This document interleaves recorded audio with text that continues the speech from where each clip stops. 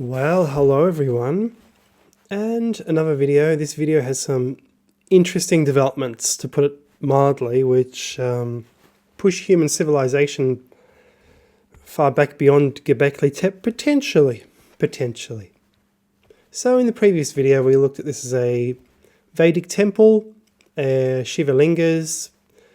So these would be drenched in blood or other liquids, or adorned with garlands, etc., etc. Sacrifices might have been brought up the mountain, Abraham style. And we touched on the idea that there might be some monotheism happening here, one head, etc., etc. Lots of ideas. And we showed the picture of the Shiva linga. The Shiva linga has a spout coming out to the side, almost like this. There is a similarity there. And there's more. There's more, because these people were more advanced than it appears, a lot more advanced. And I'll try and explain why in this video, because the metrology seems to suggest that these ancient people of 12,000 years ago used the imperial system. And why would they use the imperial system? When we ask that question, the answer has to be an astounding answer for such an astounding observation. So here's a National Geographic article: world's oldest temple to be restored. Well, no, it's not the world's oldest temple. It's one of the world's youngest temples. This is not the beginning of civilization. This is the end of civilization, possibly, and we'll get to that soon. So I saw this today or yesterday, and I thought, oh, didn't know they were that big. And these are the actual size of the pillars. And I was thinking to myself, well, hang on a sec. Those are about the same size as the trilithons at Stonehenge. Isn't that funny? And, you know, as soon as you say that's funny, that means you've stumbled on a connection, a discovery, something's happening. So why would that be? So let's look at the size of this. We investigated Stonehenge in the imperial unit of the rods. Can this thing from 12,000 years ago also be in imperial units? And it seems that it is. So Göbekli Tepe, I'm calling it not the world's first temple, but the world's last temple. Because these people were already using imperial units, and I think, so far. And we have to ask why.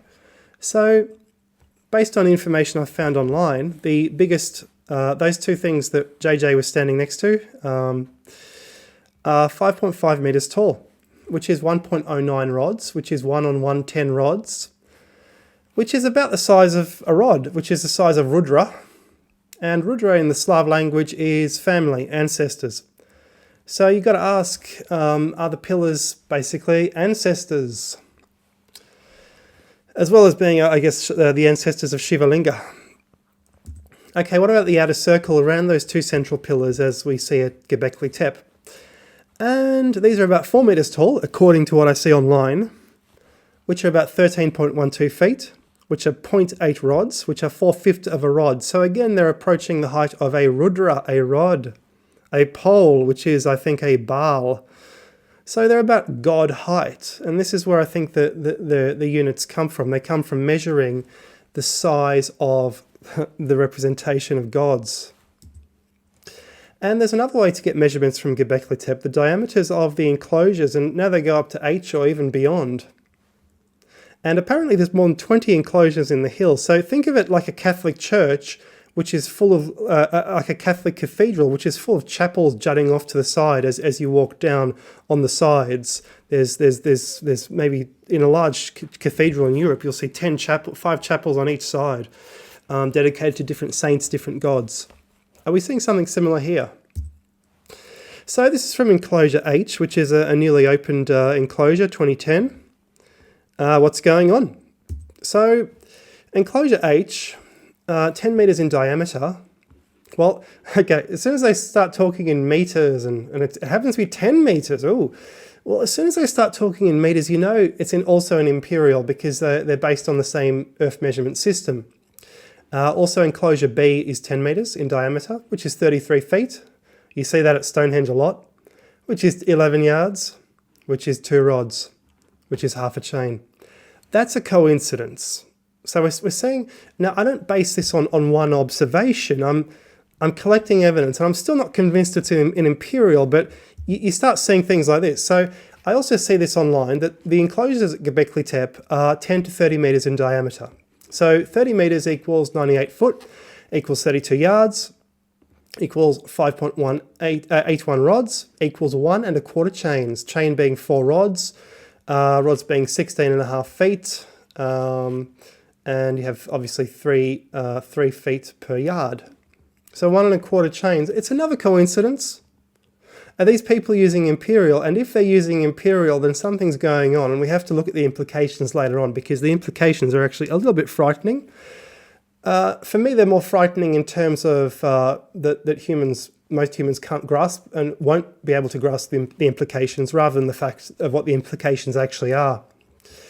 So I would say chains are being used, but I'm not sure yet. I've only just started doing this today. So the implications are this.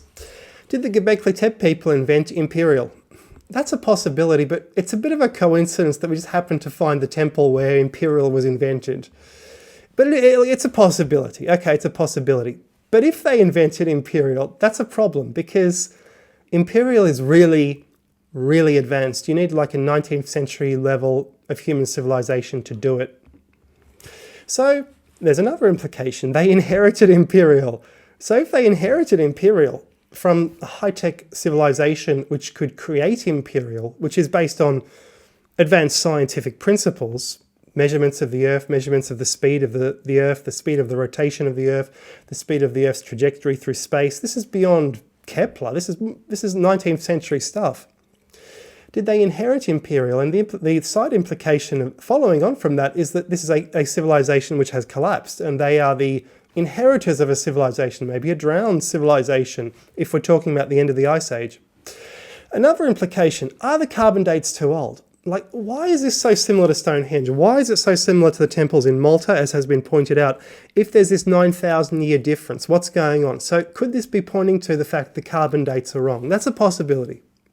Now, I think humans are older than everyone thinks, and they inherited imperial. But I could be wrong. Maybe I've got it wrong. Maybe I haven't looked at appropriate enough measurements, correct enough measurements. I'm just going off what I find online. But if I'm right, then imperial measurements are based upon the size, speed of the Earth, distance to sun, moon, etc., etc. And remember my discoveries, maybe, I don't know, a year ago, I don't know, the origin of hours, degrees, etc. No one knows. I looked up where they come from. No one knows. But I found out exactly where they come from. So check that video. Just go to the uploads and you'll see where they come from. So it all comes down to the following point, okay? Göbekli Tepe is not the first, but the last civilization following some catastrophe, a once great people fallen into superstition and hilltop sacrifice. And that is the point I want to make on the video based on what this scientific information is telling me. Because why would these people have imperial? Why would imperial be used in the Great Pyramid, etc., which is man's greatest construction, probably by far, man's most enduring construction? And these people seem to have used it as well, and thousands of years earlier. Anyway, there we go. Your comments below, please.